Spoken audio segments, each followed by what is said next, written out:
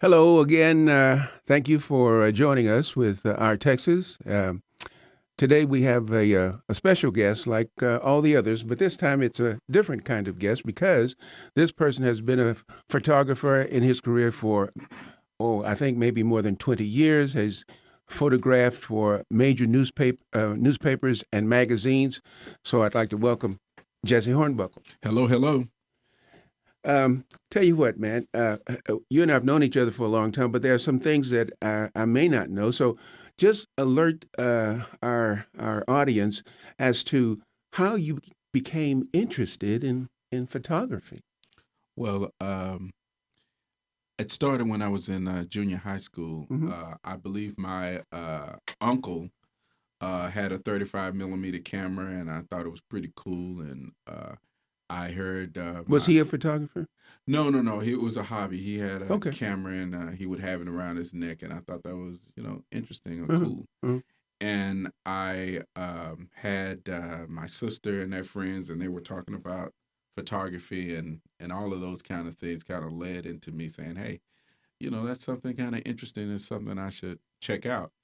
And in those days, the junior high school that I was going to, or the middle school I was going to, provided a photography class, and I met the photography teacher and said I was interested. And I guess it was so unusual to see a young student that's interested enough that he comes to the teacher and say, "Hey, I have an interest in this," and he took an interest in me having an interest, and that's how it all started. Mm.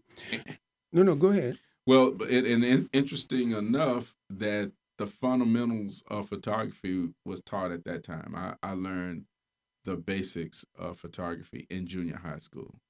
So anything That's that I, kind of rare for a junior high to have it. oh yeah, but the fundamentals are there. Mm. It's kind of like adding and subtracting. Once you learn that, you could move on to the other stuff. But it's amazing that it was offered so young and at the beginning of your life, really. Sure.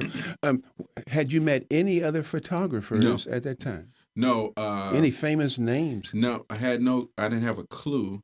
The only photographer that we knew of was Mr. Butts. I don't know if you remember I Mr. do. Butts. I Mr. do. Butts, he would take pictures of at all the events in the African American community, and also he would take pictures of your family, that sort of thing. In So Dallas. in Yeah. Dallas, and that was my only experience with photography, and I thought that's what photography was. Mm.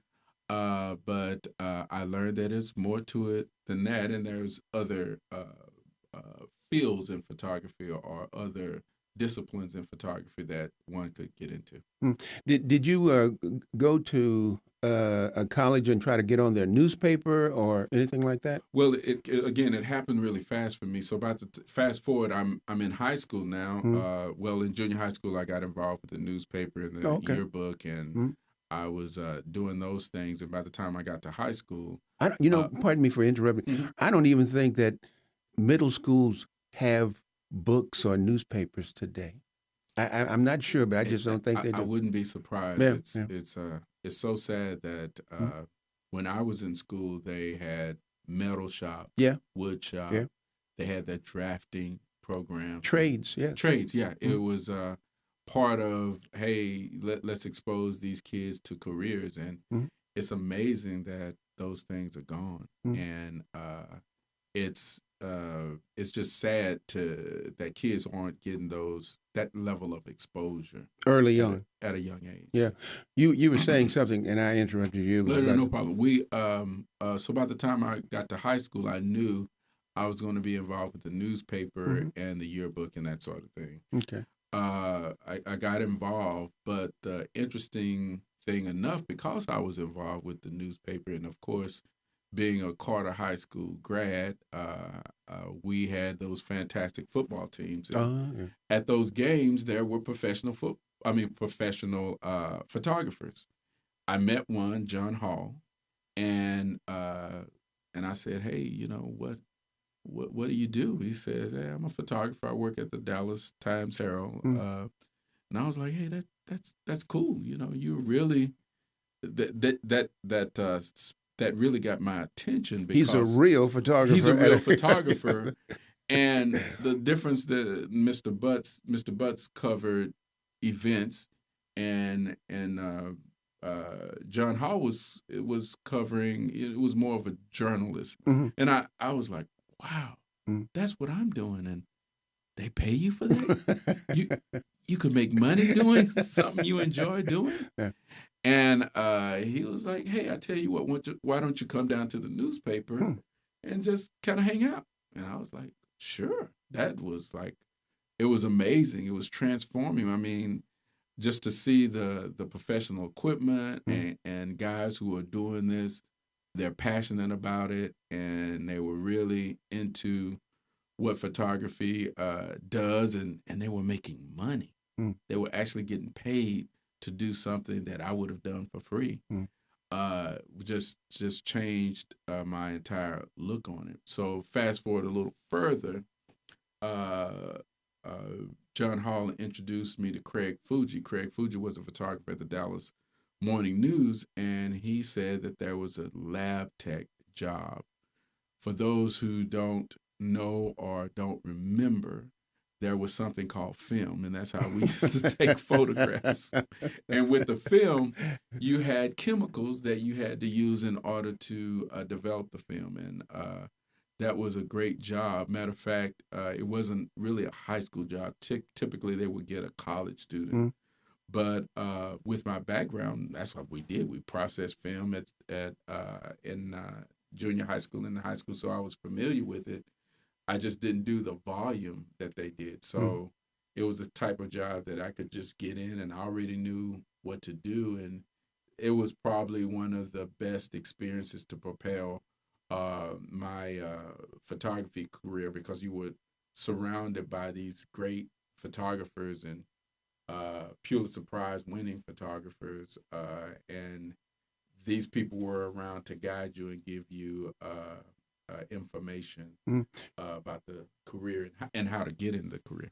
Well, you mentioned Hall and the other person. Were they fairly young at the time in the career? They were pretty young at the time. John may have been in his 40s. Craig was probably in his late 20s, early 30s. Okay. And John Hall has passed, and it's amazing, someone who has such a huge impact in your life. The one thing that he did tell me, that for the help that he gave me in my career, just pass it on to the next person, and I thought that was really important. So one of the things I'm involved with is the R.C. Hickman workshop, where we teach inner city kids photography. So that is so important that we give back. That's one of the things that I do. But needless to say, being around all of those guys who are fantastic photographers, I mean, that was the probably the golden time for journalism, golden time for photography. It's that all of that's changed, but I was really there in the glory days of photography. What period of time are you speaking of? This was in the 80s, Okay. the mid 80s, and it doesn't exist, but I don't know if you remember, but every Sunday there was a magazine, and that magazine, it was full of photography, and the local photographers at the newspaper would fill that magazine with photography. And there were points in the newspaper, the early editions, they would have photo pages and photo essays. All of that was just standard stuff in those days, but it went away. But I did experience what that was like, to be around guys who were, filling the newspaper with photographs. Now you don't see anything like that anymore. Not that kind of photojournalism. No, those days are long gone. Tell us about the first big job that you had to go to. I'm sorry. Now, you worked at the Times Herald, right? Okay. What was the first big event that you had to photograph, and you were a bit anxious about whether or not your skills would match what you needed to bring back? Interesting question. In each part of my career that exists, and I have a story for each part. And that's a newspaper and magazine. You're exactly, and actually started my own photography Okay. business. Okay. I could probably say one of the challenging uh, events was in high school, Hmm. because remember I was around the top notch photographers, and they were covering the Mavericks at the time, and around that time the Mavericks was in the playoffs, and I saw how those guys got into the stadium, and they lit the stadium with lights and all of that stuff. Of course, I didn't have that kind of equipment or that kind of deal, but I wanted to emulate it. So I remember going to one of our high school basketball games and literally taking strobes, the flash on top of the camera, and putting them on the near the goal. So it would emulate the look of a high end sports shoot. But thinking about it, how ridiculous it was, because each time the guys would go up for a shot, a flash would go off in their face. But that was a challenge. I mean, I had to figure that out, how I was going to get all those strobes to fire and all that kind of stuff. So that was kind of in high school. But you figured it out. Oh yeah. For photography is one of those things that you figure it out. It's not written rules that you kind of go by. You just figure your way into it. The other was the first time, or first or second time that I was published in the morning news. It was the MLK parade. Every year, our high school would get involved with the MLK parade, and I would take photographs just because I was doing it for the school. And this is around 65, 66, something like that. No, the MLK parade was pardon me. Taking place in the 80s. Pardon me, sir. I was born in 66. So. Pardon me. I included a couple of decades I shouldn't have. Right. Go ahead. So I would cover that anyway. So I was asked to, hey, if you're out there taking pictures, bring a photograph back to the newspaper. Well, Dallas, in the scheme of things, the Dallas Morning News was a major newspaper. Yeah. It was a major market. And when you start thinking about it, if you're published in high school in that major market, that's a big deal. It's saying something for you. Yeah. So I went out and I covered it, and getting the caption information, it seems like that was a struggle. Because you remember you're photographing people on the float, and you had to get their names and spell it correctly, and I may have had a problem there or something. But I just remember that the how I felt after the next day at seeing the photograph in the newspapers. Like, wow, I really did something. Because I not only am I published in the high school newspaper in the yearbook, now I'm published at a major newspaper. So that was a big plateau. Fast forward when I was starting my own business, and the client is probably still out there, so they'll laugh when they hear this or they'll cringe. But I typically took my photographs in 35 millimeter. Medium format is a bigger camera, and you can get a bigger negative and a higher quality image. Okay. That's what you used in magazines and if you were doing high-end portraits. Well, Dallas Independent School District hired me to take the school board photograph, but they did not know that I wasn't that familiar with medium format camera.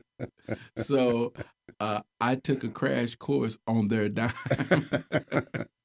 on how to use that camera, because before that I never used a medium format camera, and that was the transition to magazine photography, because again it's a higher end images. The viewer, I'm sorry, the reader can just see much more quality in the photograph. Right. It's clearer, it's sharper. The colors are more vivid. That was the magazine quality. The newspaper, it's grainy paper. You can't really see all the details. So that's why magazine photography is so dynamic. Do you still see that kind of photography um, in certain magazines today, whether it's fashion magazines or Oh, whatever? yeah, of course, it's still that's magazine quality is still there. Hmm? Um, I that's a bigger conversation, but quality is has kind of changed because and again you have to kind of think back and walk away for a minute.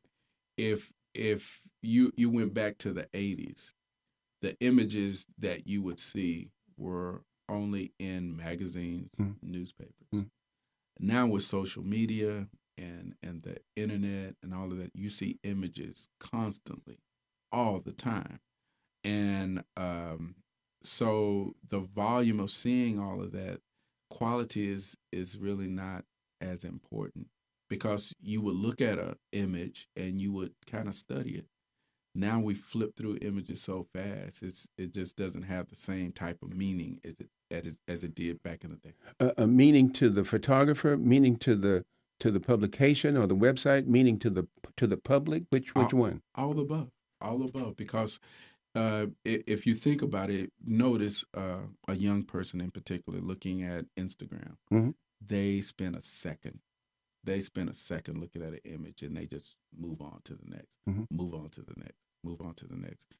And if it was possible for you to go back and you saw an image in a magazine, you would stop and really look at it and see details, see personalities and that sort of thing. So it's a different medium now because Hmm. it's so much color, it's so vibrant, it's all of these things happening so fast that I think we're kind of numb to it.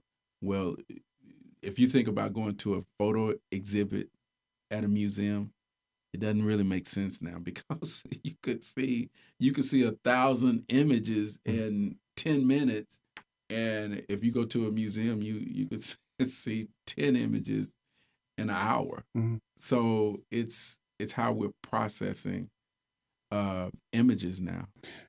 Does that mean that the public is they don't know what they're missing? Well, I just think it's this your well, take for instance, I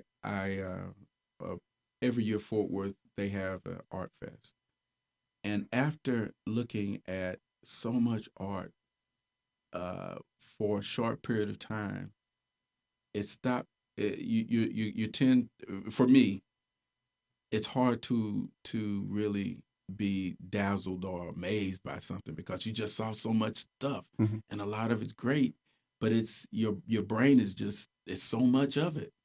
And I think that's where photography is because we get so many images and it's Hmm. coming at us so fast, Hmm. and it's people now. It's all of it. It used to be special.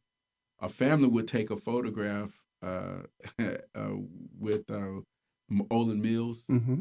and it would stay on the wall, and that was important. That's capturing the family. We would dress up for it. Now think about it with texting and social media.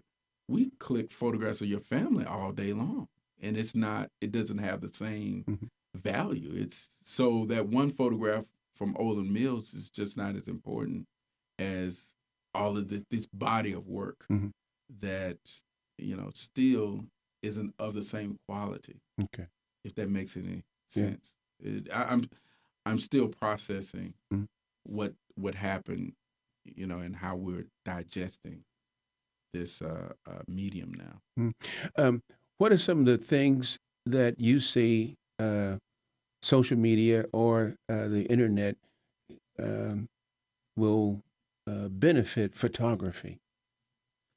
Well, I believe that Instagram is probably the best example because a picture, uh, they say a picture's 1,000 words. Uh, we're communicating without saying a lot. Mm. and everybody's involved.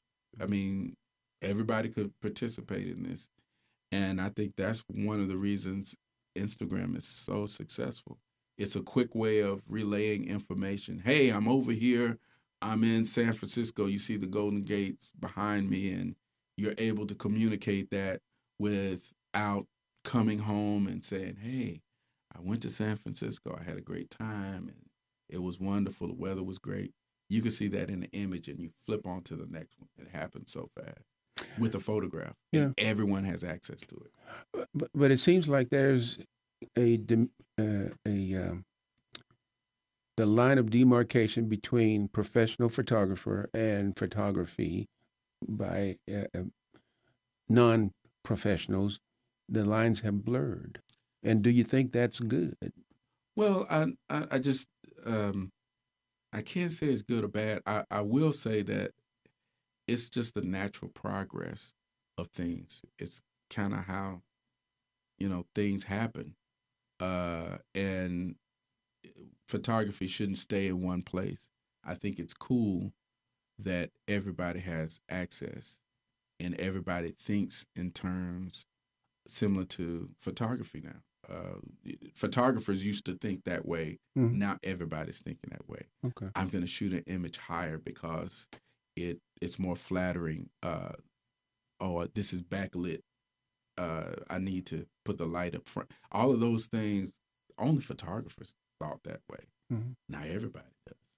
And so you could imagine, for example, if you think about loved ones that are no longer with you, and you think about how many images you had if they were older, you could probably, fill the shoebox with them. Mhm.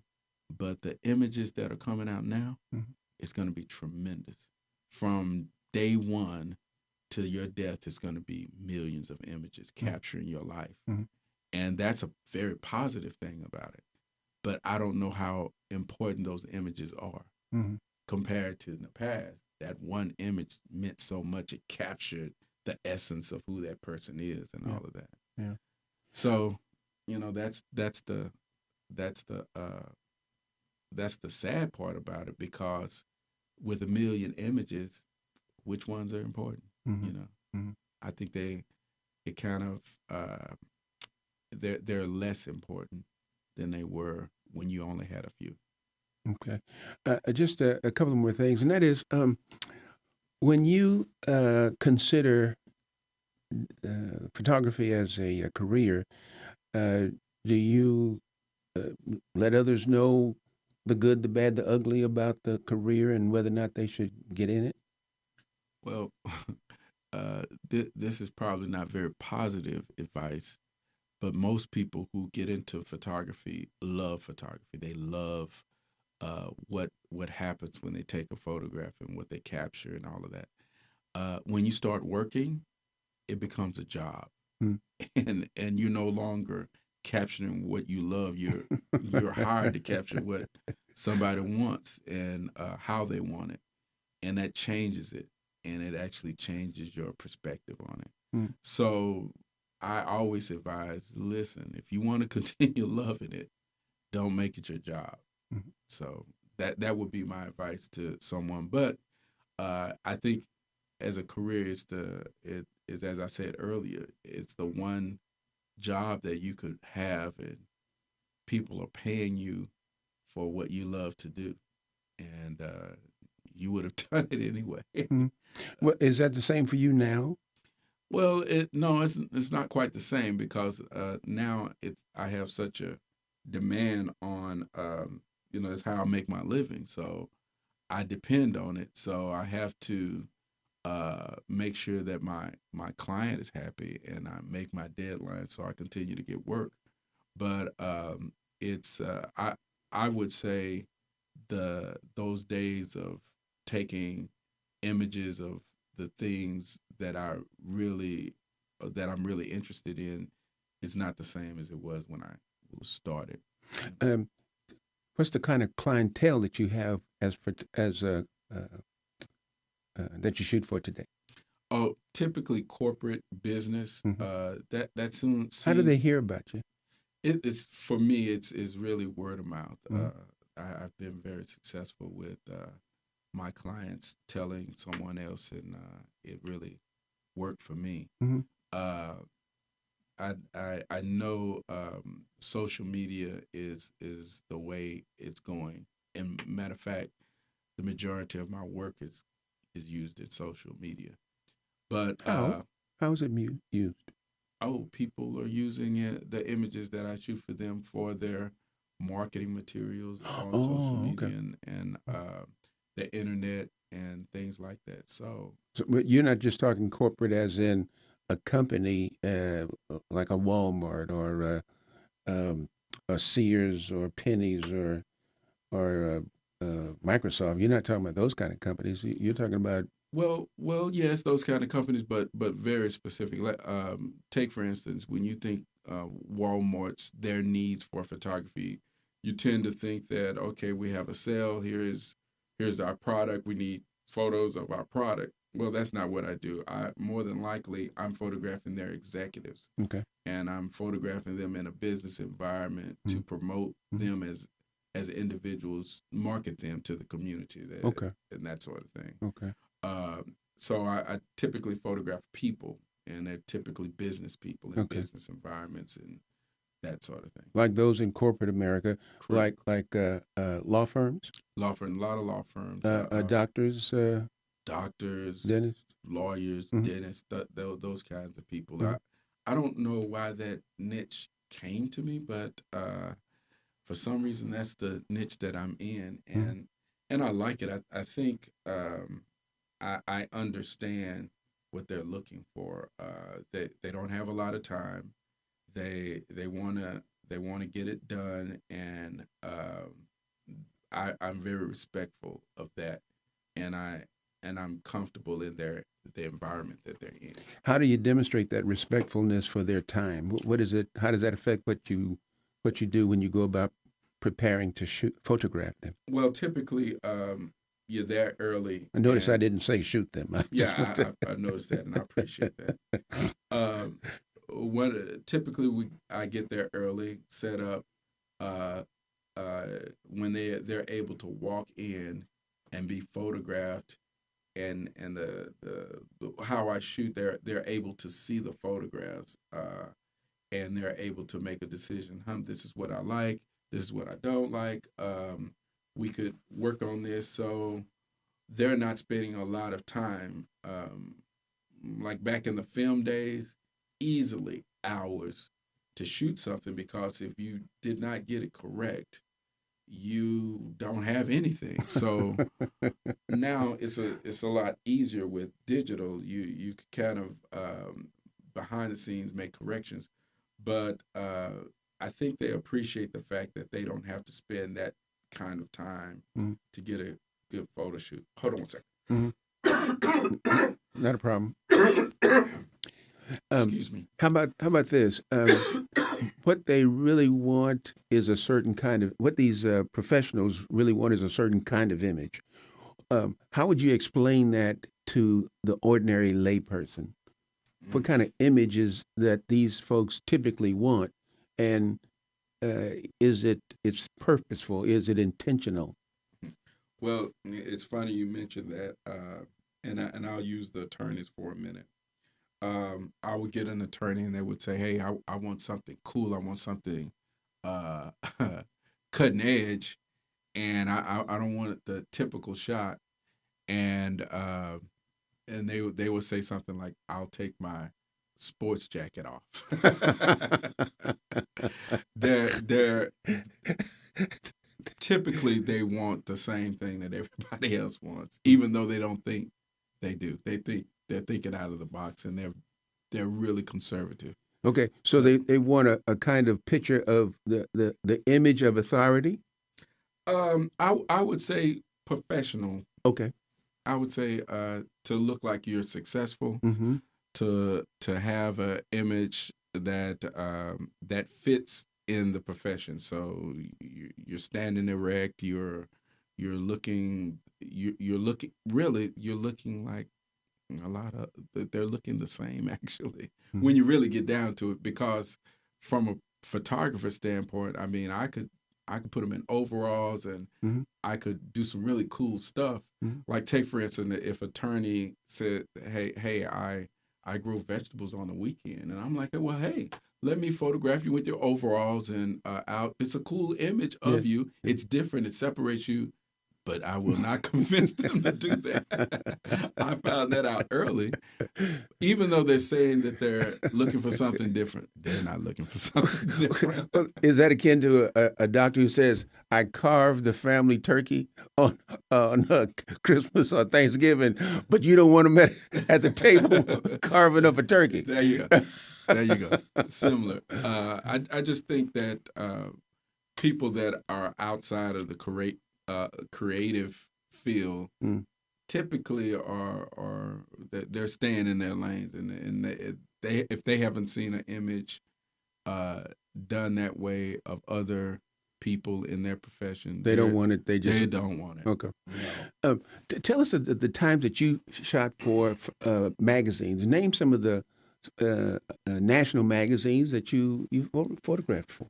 Well, there's a Newsweek, there's Ebony, Mm. there's Black Enterprise. Mm. That was a magazine that I really liked a lot. It was Emerge. It was Mm-hmm. predominantly black magazine, and I think that was in the '90s, and they really did a good job. It was a news magazine. They're a news magazine, Yeah. and that was cool being an African American deal. I liked them a lot. Mm. It was a cool operation. Mm. What did those national magazines want? No, how quickly did they assign you the job, and how much time did you typically have to get the job done? Well, it's different. Since they were weeklies for the most part. No.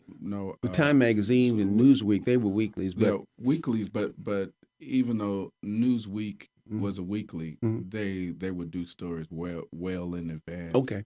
The kinds of stuff that I was doing. Okay. So I may shoot it, and a month later it runs in the magazine. Okay. So it wasn't like deadline. Newspapers had Yeah. deadlines that you make daily, Mhm. but the kind of work that I was doing, take for instance, I remember photographing an executive for them, and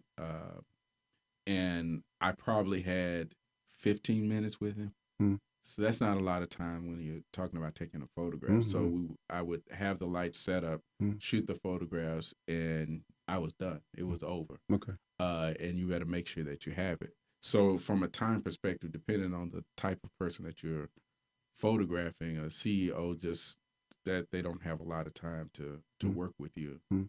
most of the time. So if that's what you mean, but I would turn that around in those days. Those were film days. I would get that processed, and then we would FedEx it the next day to New York, and they would lay out the magazine, and probably in a month it would be out. Okay. But it was not like a newspaper where something would happen at 3:00, you would shoot it and be back at the newspaper by 6:00 and have a print, and they would run it, around 10:00 that night. Okay.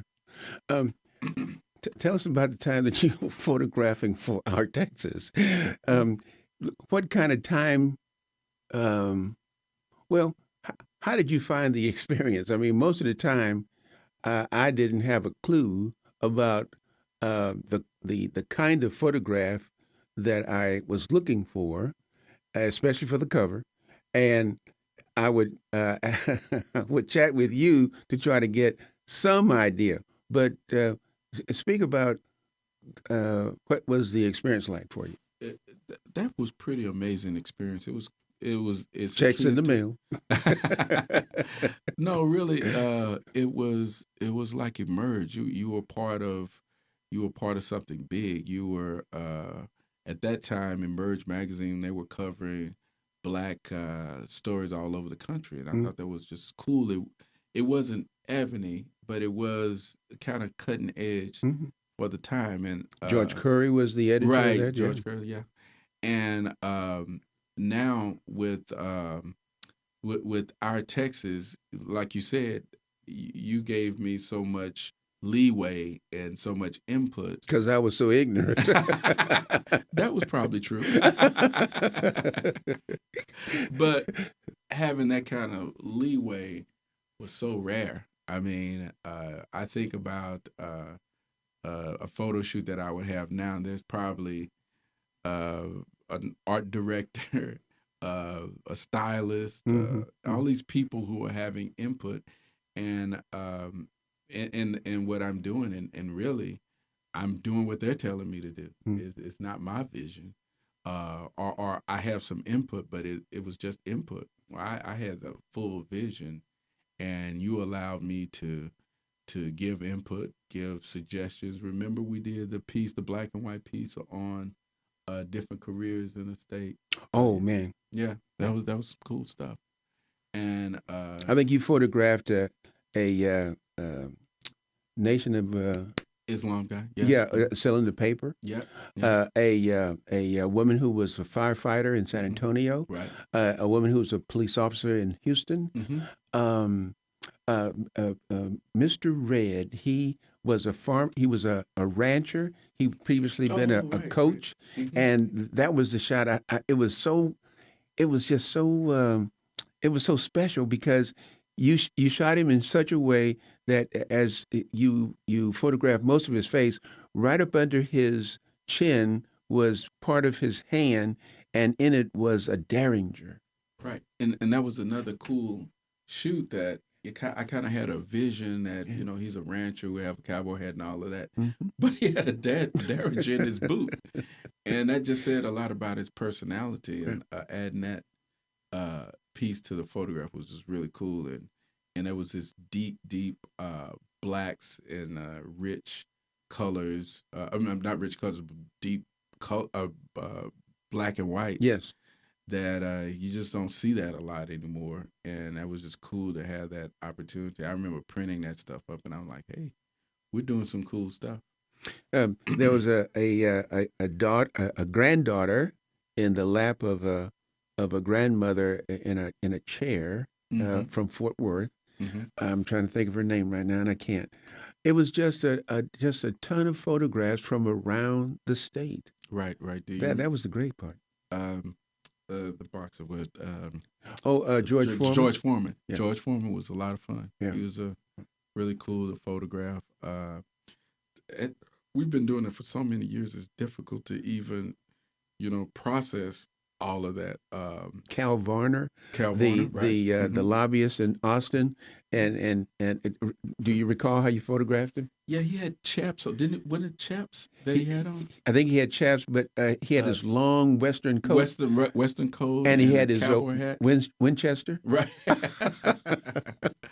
That was really neat. I think when you think of Black Texans, you don't necessarily cowboys come to mind. I mean, or when you think of Texans, you don't think of black men with a Winchester by their side. Right.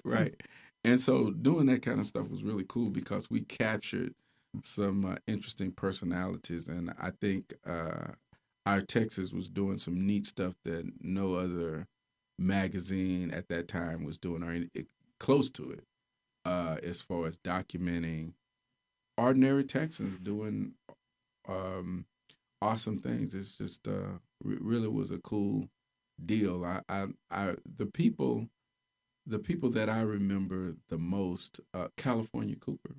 Yes, yeah. She lived at the time in East Texas. Yeah. All of these people that were just so down to earth that we had access to, and you spent a lot of time with them.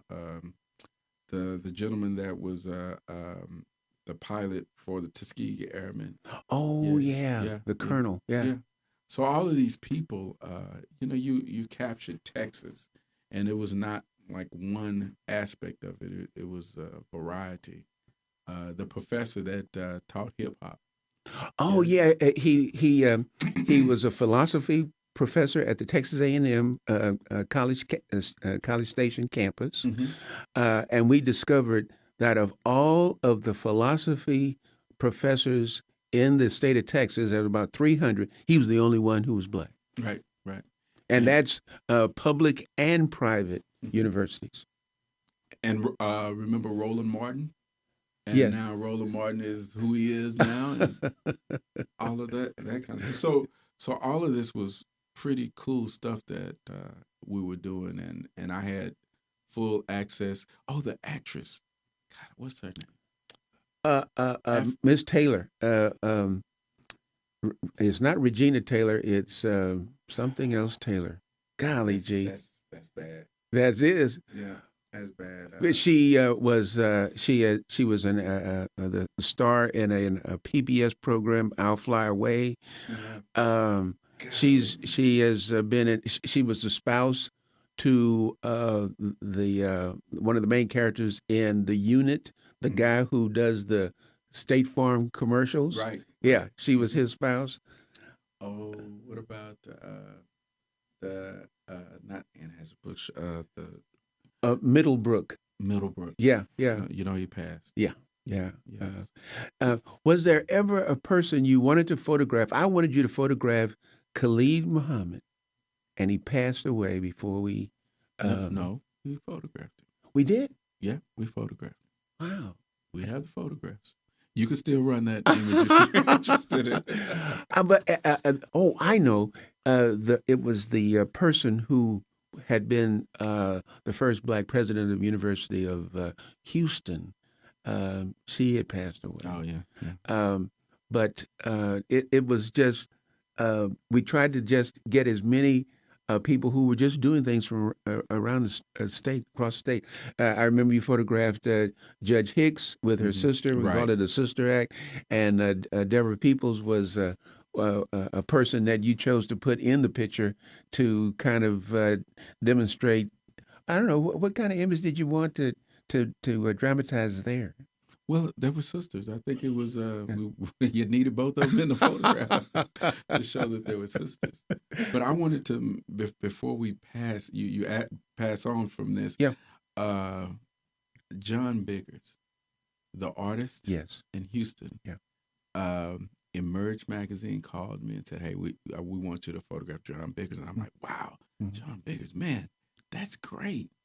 And they said, "Well, we can't do it this week. He's not feeling good."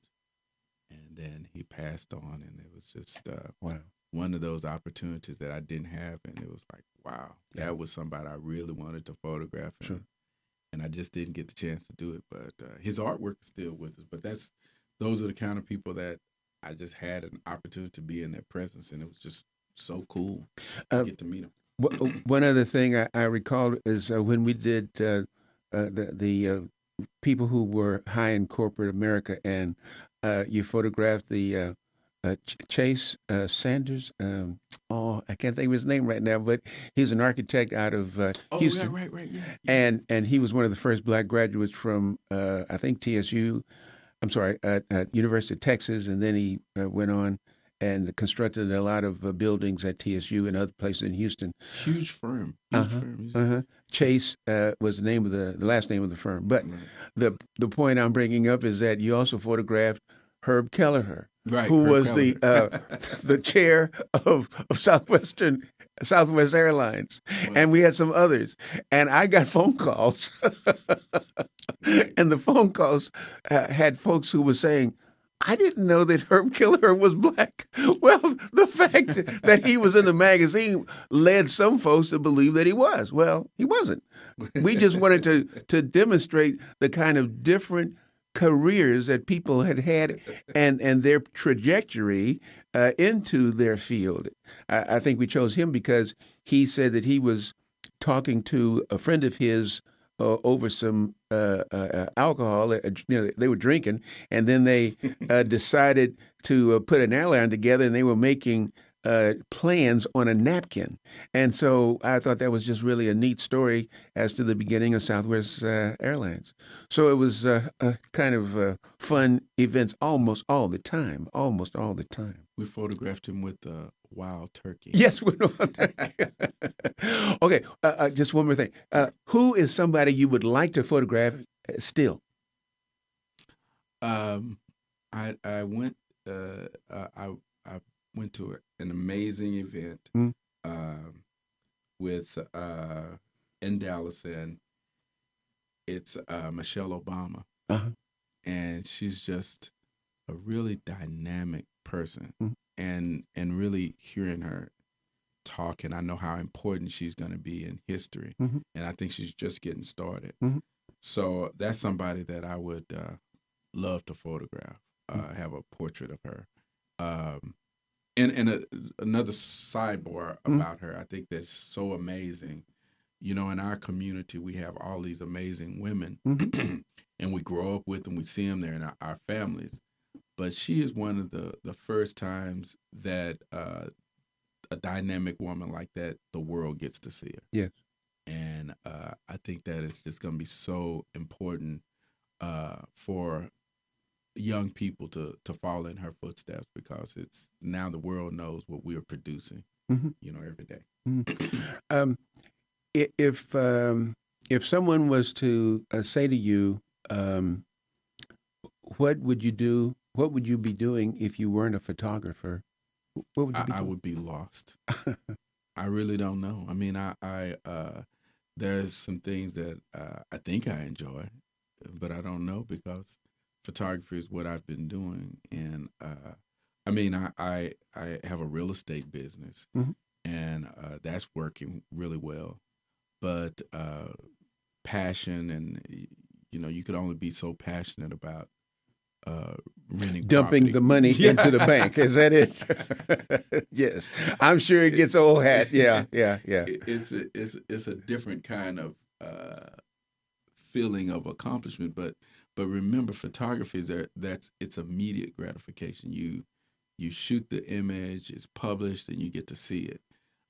Real estate, it takes time. I Yeah, mean, it just doesn't happen overnight, yeah. and it's not the same slam dunk as photography could be. Oh, just one more before I keep saying just one more, just one more. There was another time that we went on this photo shoot around the state photographing women pastors. Oh yeah, I remember that. Women pastors.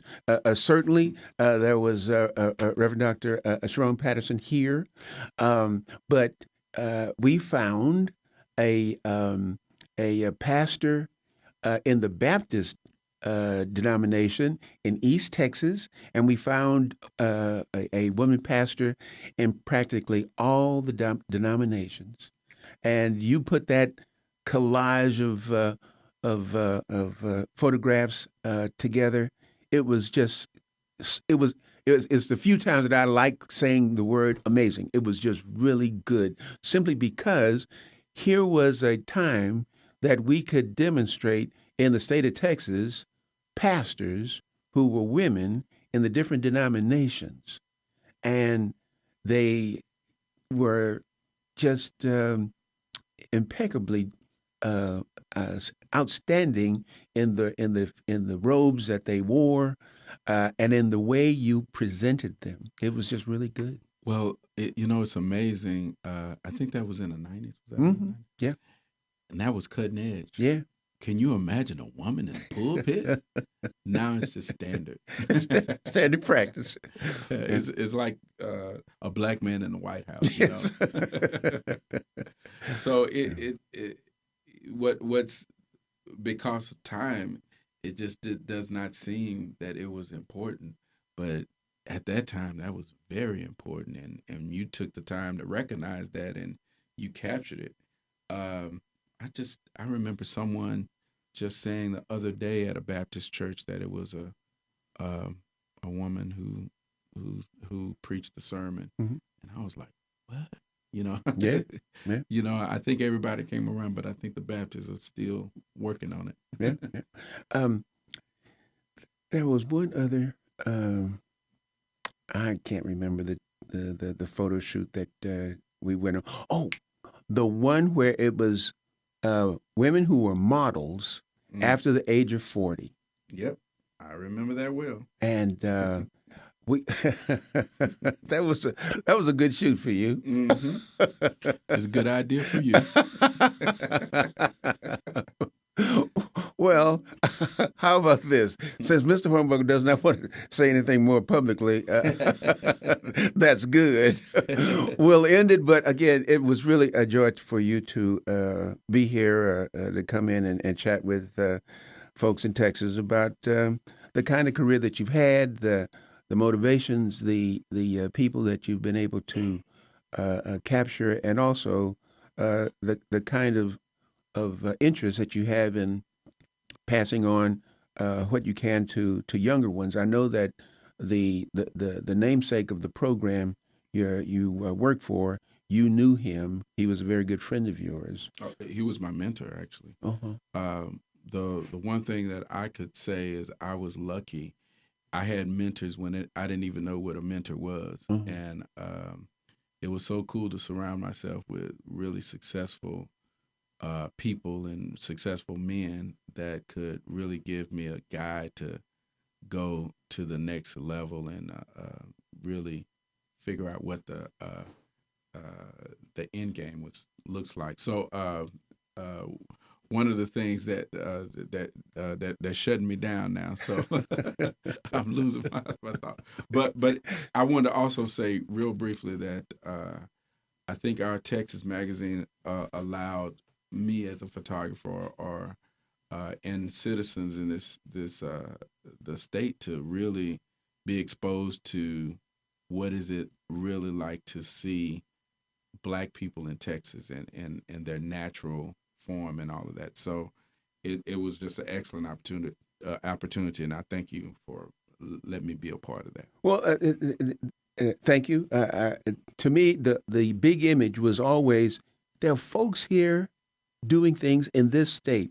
We don't have to rely. It's wonderful that we have Ebony and Jet and all the other publications that tell us about New York and Hollywood and all the rest. But hey, we've got tons of folks here who are just as eager to make a great life, to do great things for the community, and to be outstanding.